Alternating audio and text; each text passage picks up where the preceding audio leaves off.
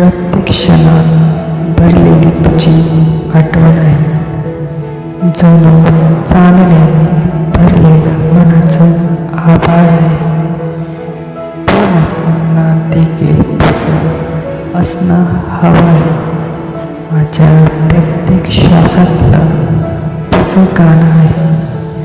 तुझ्यासाठी लिहिताना शब्द माझे थांबतात, कारण भावना अधिक बोलक्या होत असतात.